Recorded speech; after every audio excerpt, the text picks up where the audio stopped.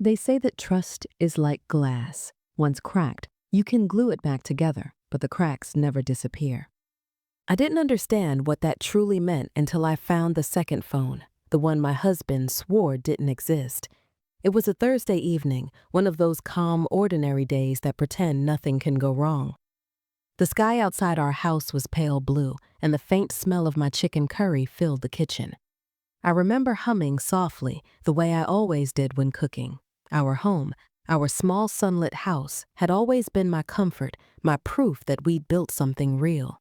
Mark was still at work, or at least that's what I thought. He had been coming home late for weeks now. Sometimes he blamed the new project, sometimes extra paperwork. I believed him. After all, we'd been married for 14 years. You don't start doubting a man you've shared half your life with, unless something feels off.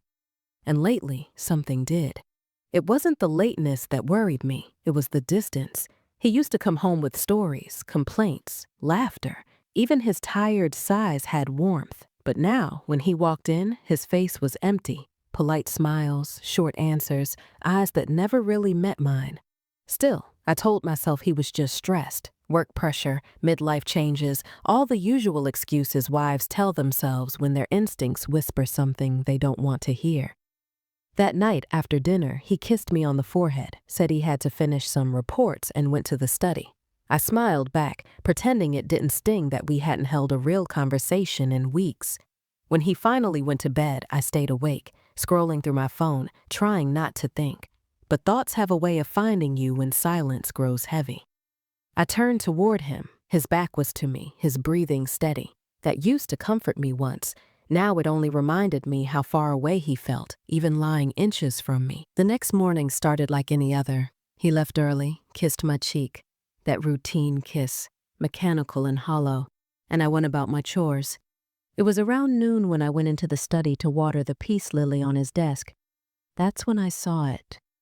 A small black phone, older, simpler than the sleek smartphone he always carried. It was half hidden under a pile of invoices. My first thought was innocent. Maybe it's an old one he forgot to throw away. But the battery light blinked. It was still on.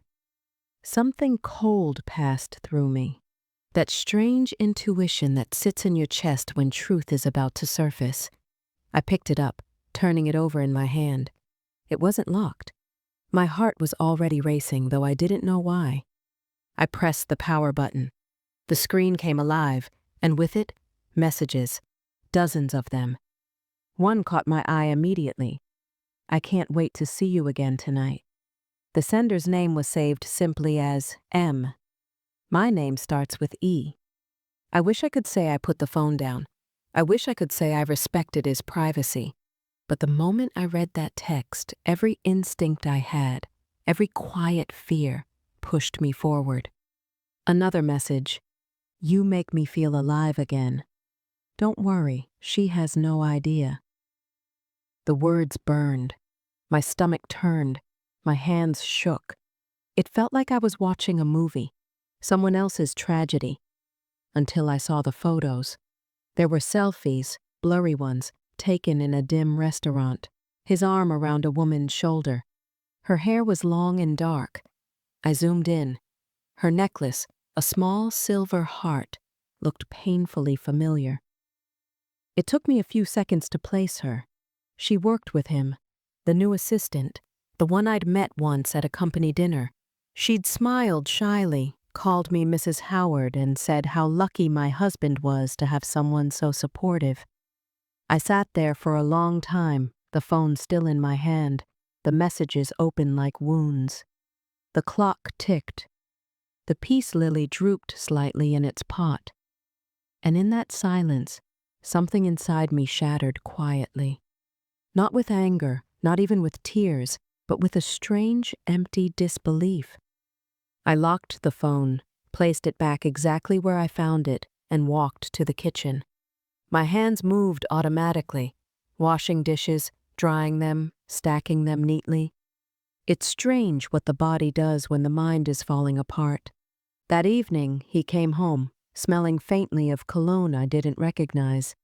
He smiled, asked, "How was your day?" I said, "Good." He said, Mine too. And for the first time, I realized we were both lying. I didn't confront him immediately. That may surprise you, but I've learned that rage is easy. Patience is harder. And I needed patience because something told me there was more I didn't know. Over the next few days, I observed. Every time his phone buzzed, he flinched. When he showered, he kept his main phone close, never left it on the nightstand anymore. Once, he took a call in the garage, whispering. When I asked, he said it was work stress. The more he lied, the calmer I became. Not because I forgave him, but because I was preparing. I needed the truth, the whole truth, before I decided what to do. So, one afternoon when he left for a client meeting, I picked up that second phone again. This time, I went deeper, through messages, photos, even call logs. The affair had been going on for months. They had hotel receipts, dinner bookings, even a note saved under reminders. Buy her necklace, her birthday next week. Her birthday. All the while, he'd forgotten mine just 2 weeks earlier. I didn't cry, not then. Instead, I sat on the floor, phone in my lap, and stared at the sunlight falling through the blinds. I thought about the years, the small sacrifices, the nights I stayed up nursing our son through fever, the mornings I made coffee while he rushed off to work.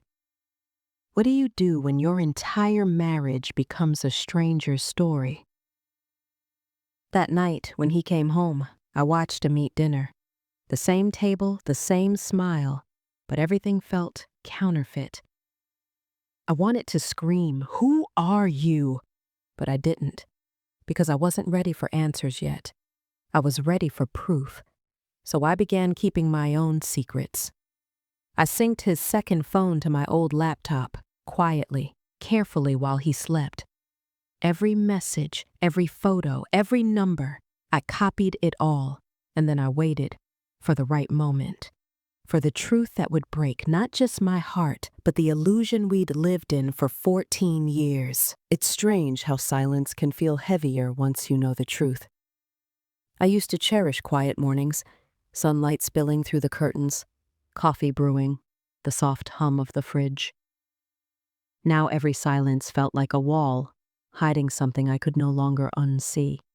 Mark acted as if nothing had changed. He still kissed my cheek before leaving.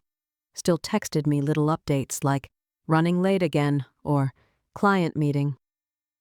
But I knew, and knowing changes everything. For the next week, I watched, carefully. When he left for work, I followed his location using the synced account from that hidden phone. Sometimes he really was at the office. Other times, the signal pulsed from places I didn't recognize. A small cafe on Maple Street. A hotel on the edge of town. Even once from a quiet residential area I'd never heard of. At first I thought it was all about her. But then something else started to appear in those messages. Words like deposit, transfer, documents and approval. Not the kind of language you'd expect between lovers. One text caught my eye. I got the funds. He'll never know, we just need your signature. At first I didn't understand. Then my heart dropped. This wasn't just about infidelity. It was about money. I opened our home filing cabinet, the one we both used for bills, tax papers, savings plans. The folders were neatly labeled, just as I'd organized them for years. But one was missing. Family savings account. It had always been there. Always. I remember my fingers trembling as I searched through every drawer, every file. Gone. That's when it hit me. This wasn't only betrayal of love. It was betrayal of trust, family, and security. That night, when Mark came home, I played my part again. Dinner on the table, calm voice, gentle smile. But inside I was watching him closely. Every blink, every flicker of hesitation. "Long day?" I asked. He smiled, that same tired grin. "Yeah, meetings back to back. You know how it is." I said. I made your favorite, butter chicken. He looked surprised. You didn't have to, Em. Oh, I wanted to. I smiled, my hands steady, even though my stomach was tight. It's good to remind ourselves what we're thankful for. For a second, something flickered in his eyes. Guilt, maybe. Or fear. But then it was gone. And that told me everything I needed to know. The next morning, I made a decision.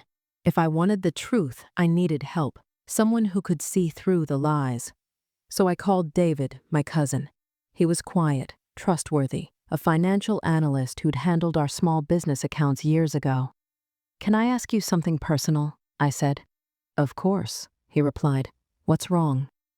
I hesitated. Do you remember that savings account Mark and I opened 10 years ago? The one for college and emergencies? Yeah, he said slowly. What about it? I can't find the latest statements. Could you check if it's still active? There was a pause, long enough to make my palms sweat.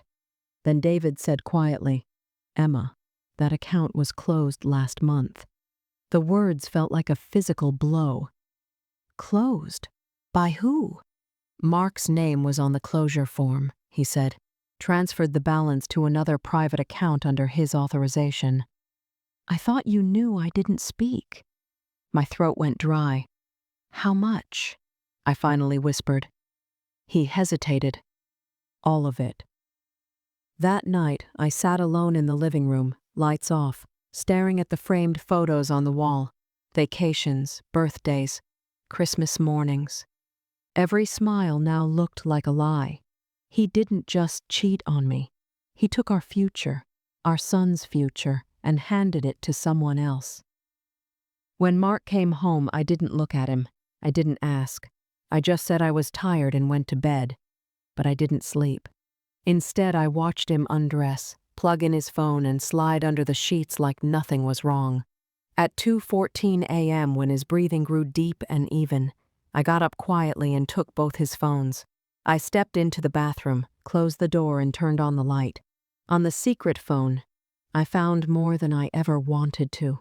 Screenshots of bank transfers, emails confirming wire transactions to a woman named Marissa Kane. Marissa, the same M from the messages. She wasn't just his affair, she was his accomplice. They'd taken the money, nearly every dollar of our savings, and moved it into a joint account in her name. There were even messages planning a new start in another city.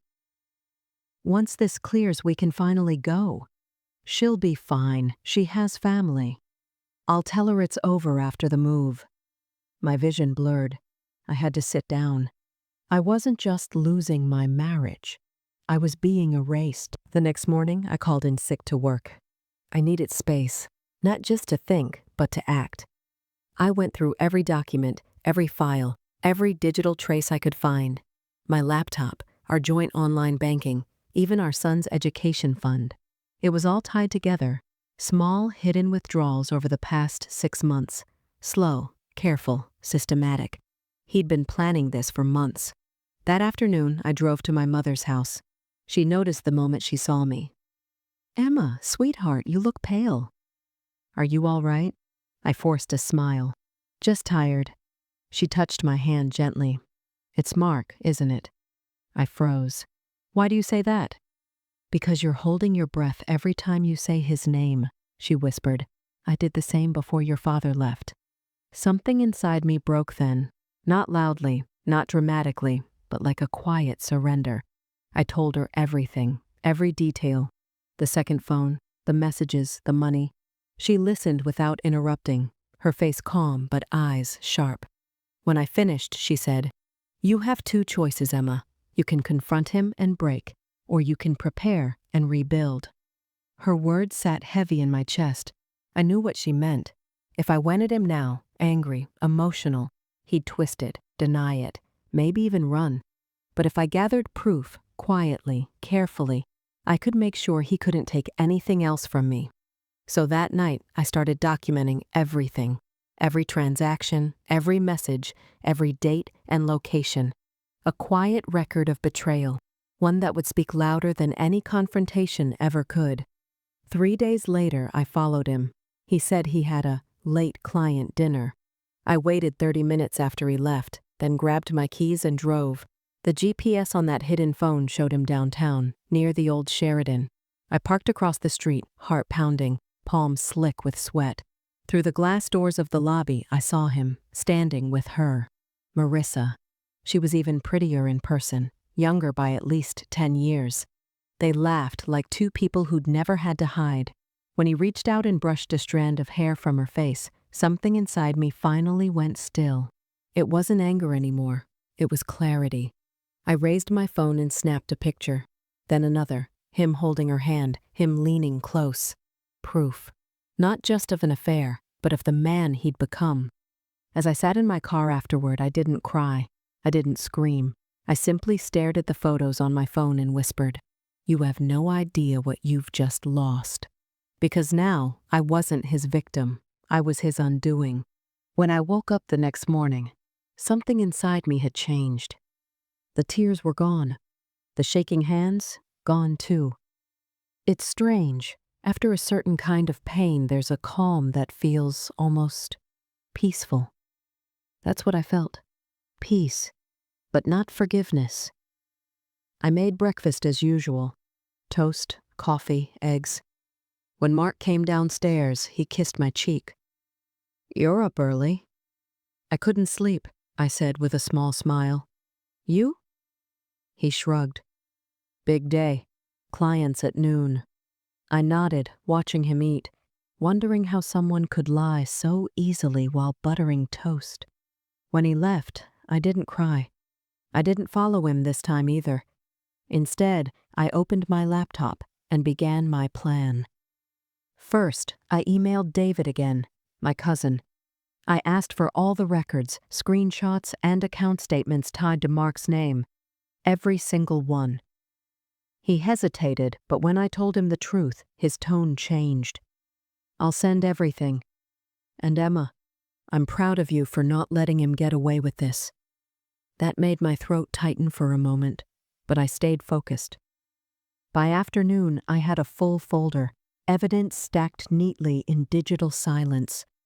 Bank transfers to Marissa Kane. Property documents under a new company name, KM Holdings. Emails where Mark promised to finalize the move by end of month. He wasn't just planning to leave. He was planning to start a new life using our money. That night, after he fell asleep again, I recorded a voice memo. Not for him, but for myself. It started with 3 words. I forgive myself. Then I said everything I never said out loud. Every apology I shouldn't have made. Every time I'd silenced myself to keep peace. By the time I was done, I felt lighter. The next morning, I called a lawyer. Her name was Sarah Klein. Calm voice, direct, sharp. "Emma," she said after hearing my story, "you've already done the hardest part. You've gathered proof. Now we make it count." She helped me draft everything, the documents, the evidence trail, the asset freeze request. We would act quietly, legally, and completely. When I hung up, I felt something new. Power. 3 days later, it all began to unravel. Mark came home early, smiling, holding flowers. "I thought we could have dinner together," he said. "You've seemed distant lately." "Sure," I said softly. "Let's sit." We ate quietly. He talked about work. I listened, nodding, like a woman who still cared. But halfway through, I placed my phone on the table, screen lit up, displaying the photo of him and Marissa at the hotel. His fork froze midair. "Where did you get that?" he said, voice low. "From the same place you got your second phone," I replied. His eyes widened. "Emma, I can explain." "No," I said calmly. "You've explained enough your whole life. This time, you'll listen." I slid another photo across the table, a screenshot of the bank transfers. Then another, the new company registration. His face went pale. "I know everything, Mark. Every lie, every dollar, every plan. And I've already spoken to a lawyer." He stood up suddenly, angry now. "You went through my things? My private?" "Your private theft," I interrupted. "Yes, I did. And I have every file, every message backed up. You don't scare me anymore." He stared at me, breathing hard. Then, for the first time in years, he looked small. That night, he slept in the guest room. The next morning, he was gone before sunrise. But I wasn't alone, because I had proof, clarity, and freedom. Within a week, my lawyer froze his accounts. Within a month, I filed for divorce, and within 3 months, the court ordered him to repay what he'd taken, every cent. As for Marissa, she vanished. The joint account she'd opened was frozen too. Turns out, she wasn't loyal to him either. She'd taken her share and disappeared long before the court letters arrived. Fitting, I thought. He'd built his future on lies, and it collapsed just like one. A year later, I sat at my mother's house, the same table where I'd cried months ago. Sunlight hit my face through the window, warm and quiet, and for the first time, I smiled. Not because I'd won, but because I'd survived. I opened my journal and wrote, "Sometimes losing someone is the only way to find yourself again." Then I closed it, stood up, and walked outside, into a world that was mine again. Thank you for listening to this story. I wonder, which moment did you feel in your chest? Which line did you carry away, long after the word stopped? Tell me below. I read every comment, I really do. If this story touched you, please subscribe and share it. Your support, it truly keeps these voices alive. I'll see you with another true story soon.